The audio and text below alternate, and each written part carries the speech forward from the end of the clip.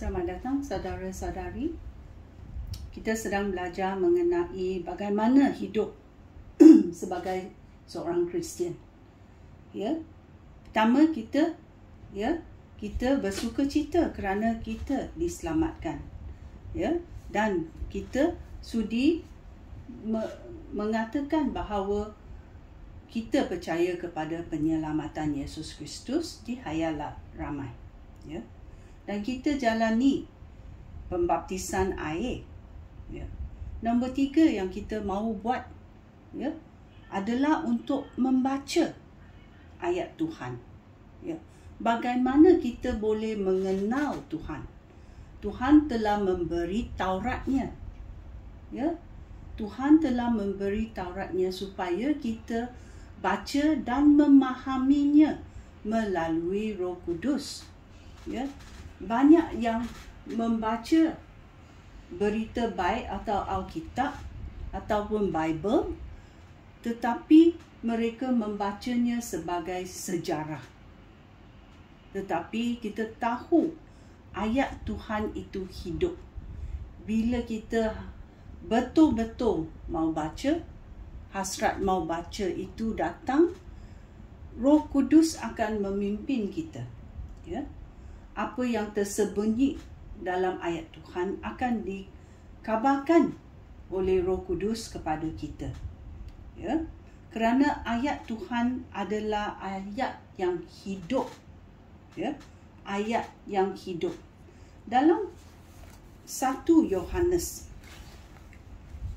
ayat babak 5 ayat 13 berkata, ya, aku menulis surat ini kepada kamu yang percaya kepada Anak Allah, iaitu Yesus Kristus, supaya kamu tahu kamu sudah mempunyai hidup sejati dan kekal. Walaupun kita tidak melihat Yesus, ya, kita percaya. Ya, kepercayaan ini kita tahu dalam hati kita bahawa kita mempunyai hidup sejati dan kekal. Ya. Dalam Roma babak 10 ayat 17 juga berkata, oleh itu orang dapat percaya kerana mendengar perkabaran itu. Ya. Dan orang dapat mendengar perkabaran itu kerana ada orang yang memberitakan Yesus Kristus. Ya. So kita boleh menjadi saksi. Kita boleh memberitahu bagaimana kita diselamatkan pada kawan kita, saudara kita ataupun di mana-mana sahaja. Ya.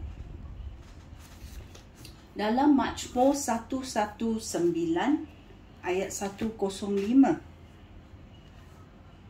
dia berkata, firman-Mu itu pelita yang memimpin aku dan cahaya yang menerangi jalan aku.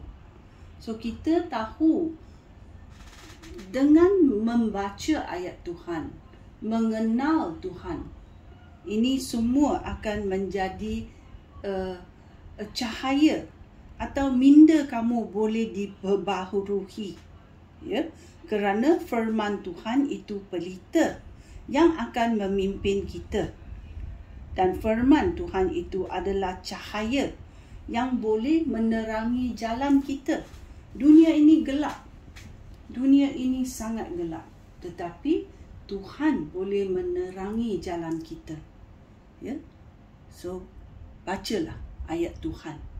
Ya. Sudi kamu baca. Ya. Dan doa kepada Roh Kudus supaya kamu memahami ayat Tuhan. Sekian, terima kasih. Shalom.